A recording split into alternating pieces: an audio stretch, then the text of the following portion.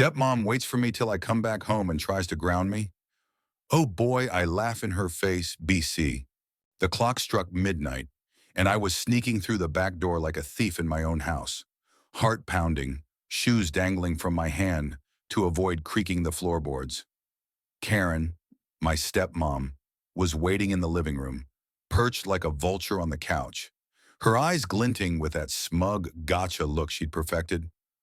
Oh boy, did I laugh in her face when she tried to ground me because I had a secret that would turn her little power trip upside down. My name's Mia, 16, stuck in a house that feels more like a battlefield since Dad married Karen 2 years ago. She swept in with her fake smiles and designer handbags, acting like she owned the place and me. Dad's a truck driver, gone for weeks. So it's just me and Karen, locked in a silent war.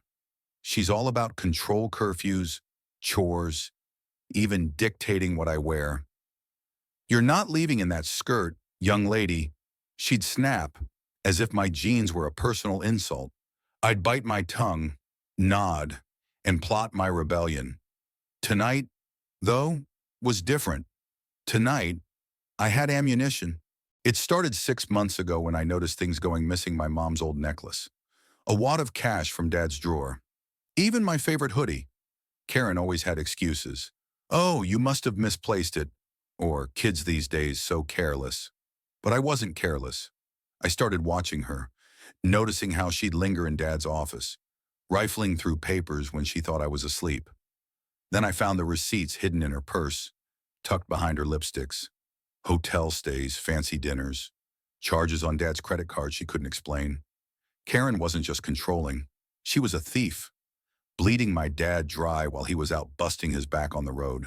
I kept quiet, biding my time. I wasn't some dumb kid she could push around.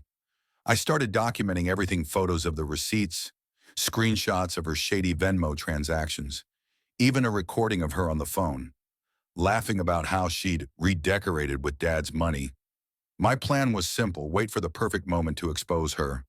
Tonight, that moment came. I'd been out with my best friend, Jake, at a late-night diner. Venting about Karen's latest stunt, she'd locked my bike in the garage because I talked back at dinner. Jake, always the voice of reason, said, "Mia, you've got enough on her.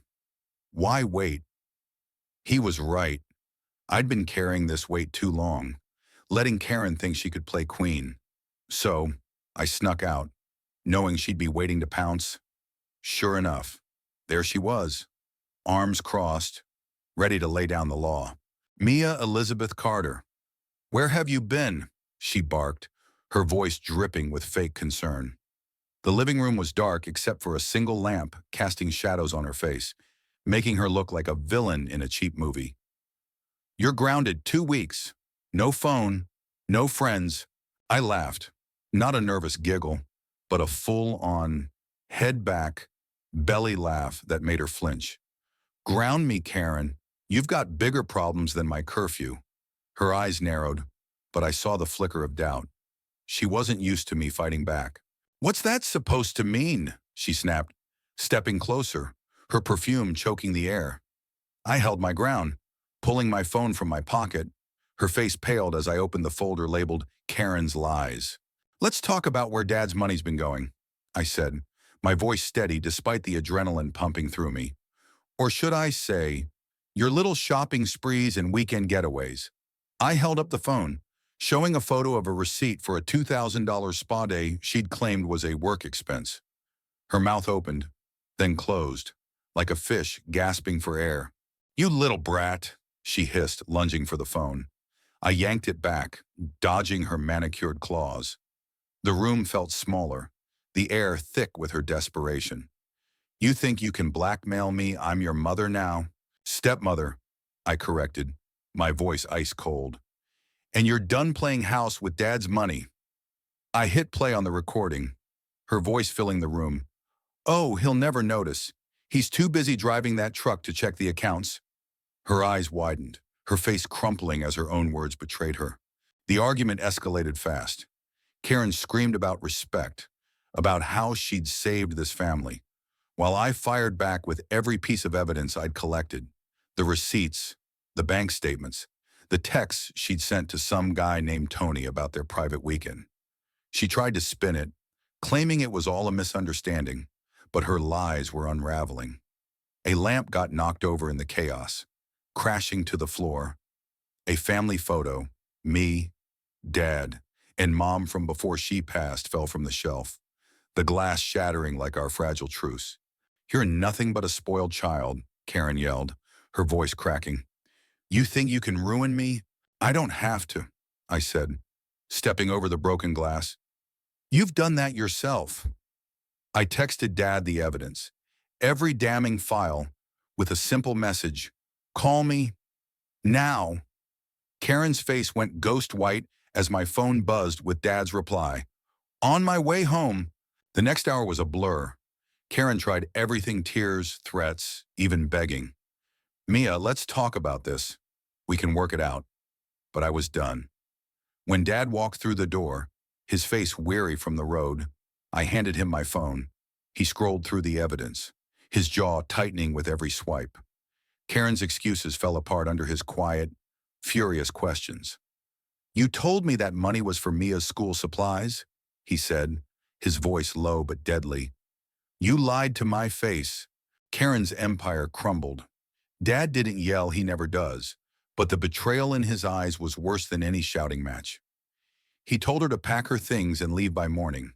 She tried to play the victim, sobbing about how she'd tried so hard to be a good stepmom, but Dad wasn't buying it. Neither was I. As she stormed upstairs and still muttering about how unfair this was, I felt a weight lift. For the first time in 2 years, the house felt like it could be mine again. The next morning, Karen was gone, her suitcases piled in her car, her designer bags looking pathetic in the dawn light. Dad and I sat at the kitchen table, sipping coffee in silence. He reached for my hand, his calloused fingers warm against mine. "I'm sorry, Mia," he said. "I should have seen it sooner." "It's okay, Dad," I replied, squeezing his hand. "We're okay now." And we were. The house was quieter, the air lighter. I wasn't naive things wouldn't be perfect, but Karen's reign was over, and that was enough for now. Looking back, I don't regret laughing in her face. It wasn't just defiance, it was justice. Karen thought she could control me, steal from my dad, and walk away unscathed. She underestimated me, and that was her biggest mistake. I learned something. Standing up for what's right isn't easy, but it's worth it. Sometimes you have to break a few things, like a lamp, or a stepmom's ego to rebuild something better. What do you think? Was Mia right to expose Karen the way she did? Or should she have handled it differently?